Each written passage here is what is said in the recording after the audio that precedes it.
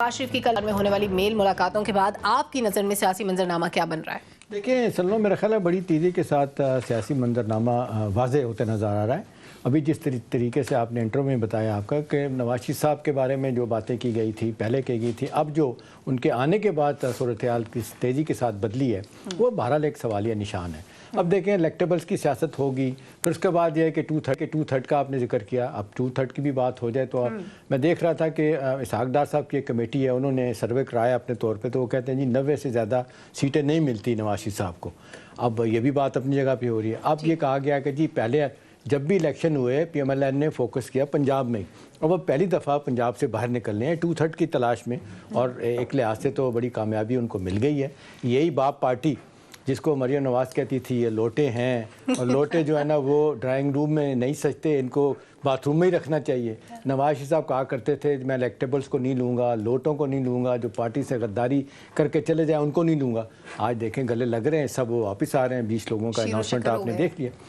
دیکھیں سلمہ، ان حالات میں جو سوال اٹھایا جا رہا ہے نا کہ بھی کیا سیاسی عمل شفاف ہو پائے گا یا انتخابی عمل شفاف ہو پائے گا سب کچھ کرنے کے بعد، تو جہاں اور بڑے چیلنجز ہیں یہ بھی ایک اپنی جگہ چیلنج ہے۔ اب اگلے سوال یہ ہے کہ دو بڑی پارٹیاں جو ہمیشہ سیاست کرتی ہیں، معذرت کے ساتھ پی ٹی آئی تو بڑا واضح طور پہ لگ رہا ہے انور رضا کے بند گلی میں چلی گئی ہے۔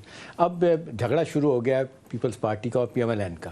اب وہ جس انداز سے ایک دوسرے پہ تیر برسا رہے ہیں، ویسے ہاتھ تھوڑا رکھا ہوا ہے جو پی ایم ایل این نے، وہ نہیں چاہتے اتنی سختی ہو۔ ایک جو میٹنگ ہونے والی تھی بہرحال زرداری صاحب کے نواز شریف صاحب کی، وہ نہیں ہو رہی ہے۔ اچھا، اب اگلا سوال یہ ہے کہ جی اب ان حالات میں آپ الیکشن کی طرف جا رہے ہیں، اور جو بار بار ایک بات کی جا رہی ہے کہ جی کیا اکنامک پولیٹیکل انسٹیبلٹی ختم ہو جائے گی، اس کے بعد غیر یقینی کی صورتحال ختم ہوگی، بڑا واضح طور پہ یہ تو لگ رہا ہے کہ الیکشن کے نتیجے میں یہ بہتری تو آئے گی۔ اب یہ ہے کہ اس کو کتنا آپ کریڈیبل بناتے ہیں، الیکشن کو کتنا ایکسیپٹیبل بناتے ہیں، ایک سوال ہے۔ دوسری بات ہے کہ سیاسی جماعتوں کی جنگ اپنی جگہ سلمہ یہ رہے گی، یہ جوڑ توڑ کی سیاست ہوتی رہے گی، اور جب آپ نے دیکھا کہ الیکشن کا ماحول بنتا ہے تو یہ ساری چیزیں اب لوگوں نے بڑا واضح طور پہ کہنا شروع کر دیا ہے کہ جی پی ایم ایل این کی ایک مجبوری بن گئی ہے کہ انہوں نے الیکشن جیتنا ہے، تو اس کے لیے وہ الیکٹیبلز کو بھی لیں گے، وہ آئی پی پی استحکام پارٹی کے ساتھ بھی معلومات اپنے معاملات بہتر کریں گے۔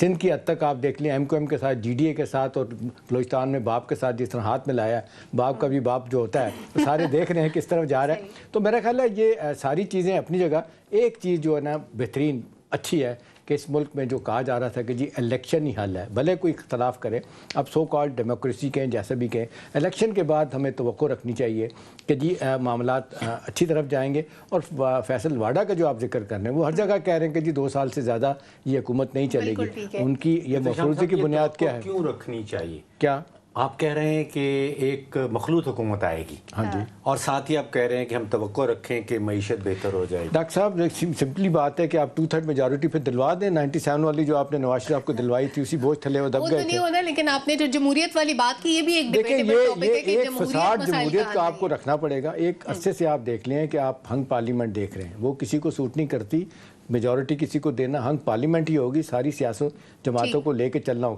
یا پھر وہ جماعت اسلامی ہمیشہ جو کہہ رہی پرپورشنیٹ ریپرزنٹیشن، اس کے تحت الیکشن کرائیں، جب کچھ ملکوں میں ہوتا ہے وہ نہیں ہوگا۔ اچھا، الیکشن